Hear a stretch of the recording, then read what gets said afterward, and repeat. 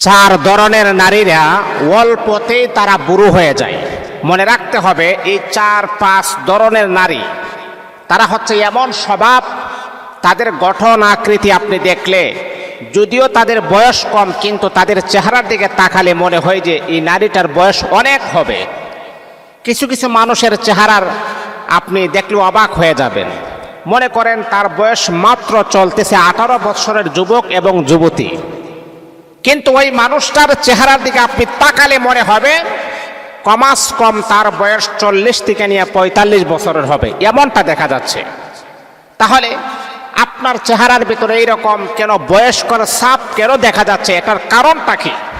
মনে রাখতে হবে 5 ধরনের নারীরা হচ্ছে এমন যে তাদের চেহারার দিকে তাকালেই দেখবেন তারা বুড়ো হয়ে গেছে, তারা দ্রুত বুড়ো হয়ে যায়, তারা দ্রুত বয়স্ক হয়ে যায়।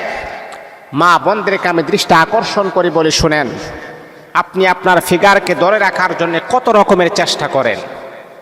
সাধারণত আপনার এই যে কিউটনেস, এই যে আপনার চেহারার ফিগারটাকে আপনি সুন্দর করার জন্য কত রকমের ক্রিম আপনি ব্যবহার করেন, নাইট ক্রিম ব্যবহার করেন আপনার চেহারা সুন্দর হওয়ার জন্যে।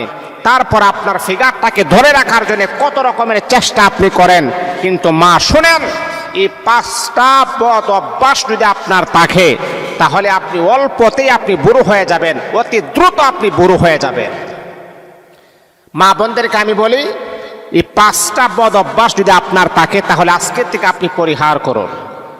এই 5টি বদ অভ্যাস যদি আপনি না ছাড়তে পারেন, এই 5টি বদ অভ্যাস যদি আপনি একেবারে যদি আপনার নিজের মন থেকে যদি ডিলিট না করতে পারেন তাহলে আপনার জীবনে অনেক অনেক সমস্যা দেখা দিতে পারে, অনেক অনেক বিপদ আপদ বালা মুসিবত আপনার আসতে পারে।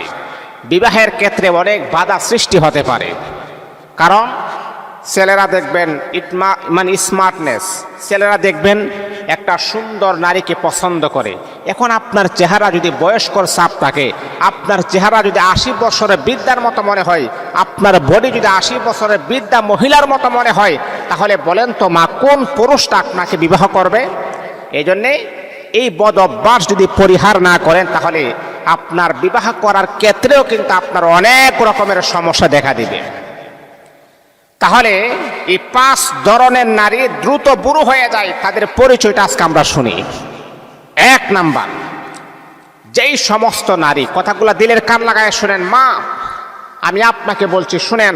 1 নাম্বার হচ্ছে যেই সমস্ত নারী অল্পতেই যারা রেগে যায়, মানে অল্পতেই রেগে যায়, কোনো কথা নাই বার্তা নাই, ভালো কথা বলছেন তার পছন্দ হয়নি। কারণ আমি একটা কথা মনে রাখবেন, আপনার পছন্দ না হইলেই যে আপনি যে এত রাগ করবেন, এত অভিমান করবেন, এটা কোন জায়গা থেকে আপনাকে শিখলেন?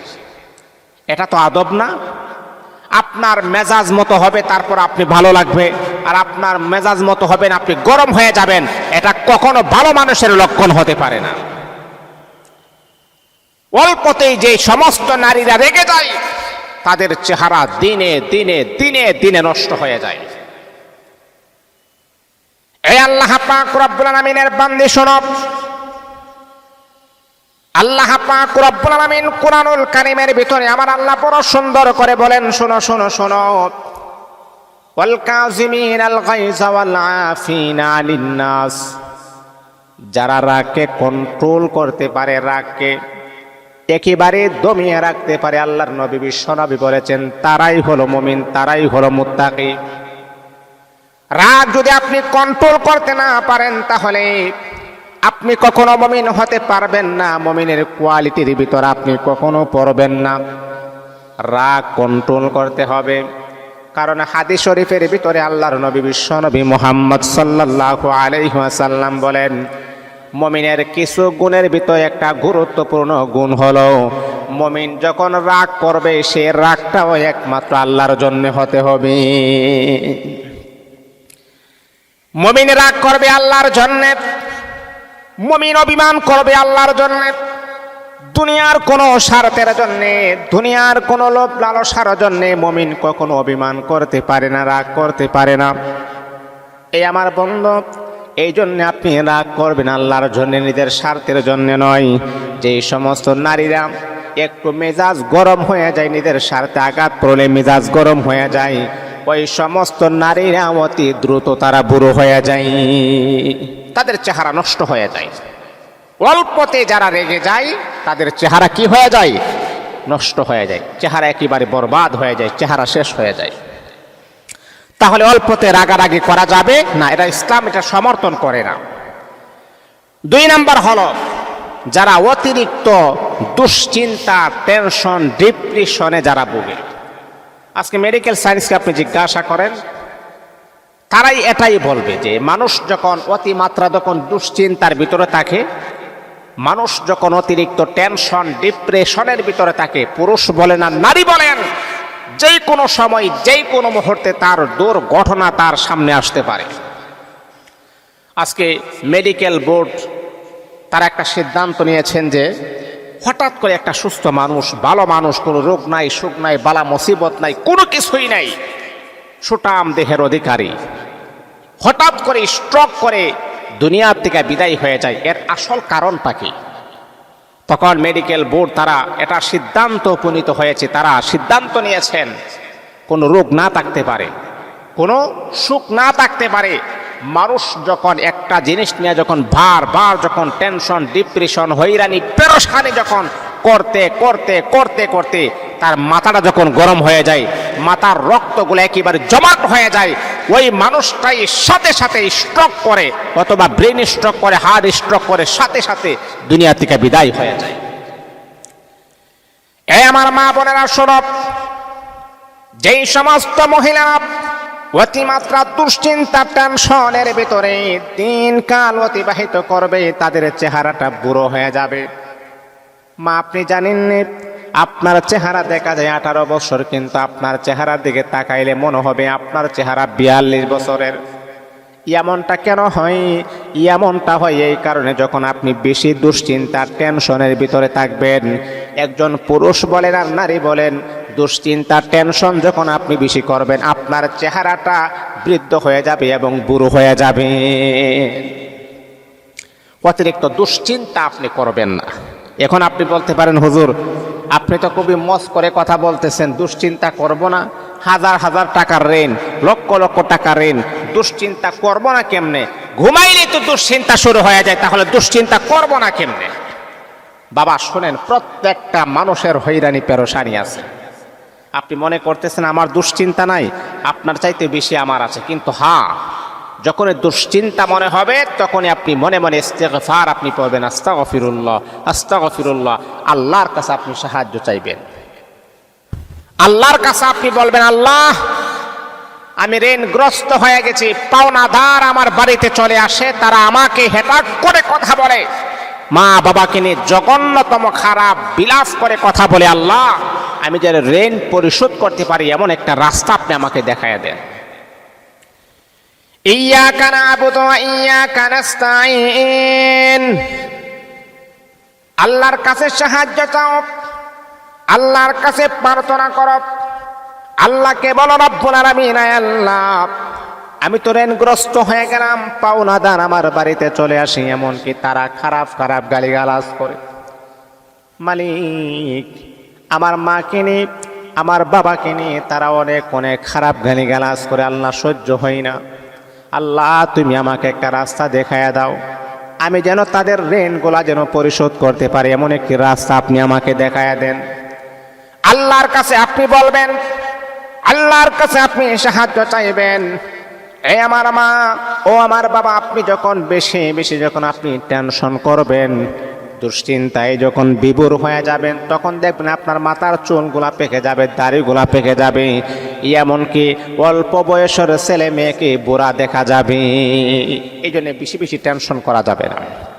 এটা হলো 2 নাম্বার। 3 নাম্বার হচ্ছে ঘুমের ঘাটতি যদি দেখা দেয়, ঘুমের ঘাটতি, এই যে রাত আল্লাহ দিয়েছেন, ওয়াজআলনাল লাইলা লিবাসা ওয়াজআলনান নাহারা মাআশা। কুরআনুল কারীমের এই আয়াতের ভিতরে আল্লাহ পাক রব্বুল আলামিন বলেন, এই আমার বান্দা, এই আমার বান্দে, আমি আল্লাহ রাত দিয়েছি তোমরা রাতে ঘুমানোর জন্য, তোমাদের ক্লান্তি গুলাকে দূর করার জন্য আমি আল্লাহ রাত দিয়েছি। বান্দারে মোবাইল, ফেসবুক, ইউটিউব, বিভিন্ন সোশ্যাল মিডিয়াতে ঢোকার জন্য আমি আল্লাহ রাত দেই নাই। রাত দিয়েছি সারাদিন তুমি পরিশ্রম করবা, সারাদিন তুমি কাজ করবা। রাতের বেলা যখন তুমি ঘুমাইবা, আল্লাহ পাক রব্বুল আলামিন আপনার গোটা শরীরের ক্লান্তি আমার আল্লাহ দূর করে দিবেন। আল্লাহ বলেন, এই জন্য আমি আল্লাহ তোমাদেরকে রাত দিয়েছি। রাতে, দিনের বেলা তোমরা হাড় ভাঙা পরিশ্রম করবা। দিনের বেলা তোমরা রিজিকের তলাশে, রিজিকের তাল্লাশে এক জায়গা থেকে আরেক জায়গাতে তোমরা রূপান্তরিত হইবা। এই পরিশ্রম, এই কষ্ট যখন রাতের বেলা তোমরা ঘুমাবা, তোমাদের ক্লান্তিগুলাকে আমি আল্লাহ দূর করে দিব। অনেকে দেখবেন রাতের বেলা মোবাইল ইউজ করে অতি মাত্রা, রাত্রে 2টা 3টা 5টা পর্যন্ত বাজে ঘুমাই না। এই যে আপনি যে ঘুমাচ্ছেন না, আপনার চেহারাটা কিন্তু দিনে দিনে বরবাদ হয়ে যাবে। পুরুষ বলেন আর নারী বলেন, ঘুম কম হইলে দেখবেন তার চেহারা দিকে তাকাইলে বোঝা যায় যে মনে হয় সে মদ খায় আসছে, মানে আওলা বাওলা একটা চেহারার মতো বোঝা যায়। আপনার ঘুম ঠিক থাকতে হবে। মেডিকেল সায়েন্সও বলেছেন, ঘুম না থাকার কারণে, ঘুম যদি আপনি কম ঘুমান, আপনার শরীরে বিভিন্ন প্রকারের রোগ বাসা বাঁধবে।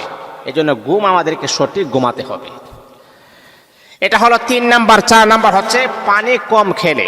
ডাক্তাররা বলে যে রোগী যখন আসে বলে আপনি পানি কম খান, এই কারণে আপনার রক্ত শূন্যতা দেখা দিচ্ছে, আপনার শরীরে বিভিন্ন প্রকারের রোগ দেখা দিচ্ছে। পানি বেশি করে খাইতে হবে, কারণ একটা নিয়ম হচ্ছে একটা মানুষের পরিপূর্ণ 4-5 কেজি পানি মিনিমাম তাকে খেতে হয়। কিন্তু কিছু মানুষ এমন আছে যে মাত্র 1 কেজি পানি খায় সারাদিনে। পানি কম খাওয়ার কারণে আপনার শরীরে বয়স্কর চাপ আপনার শরীরে চলে আসে, আপনি বৃদ্ধ হয়ে যাবেন, দ্রুত আপনি বুড়ো হয়ে যাবেন।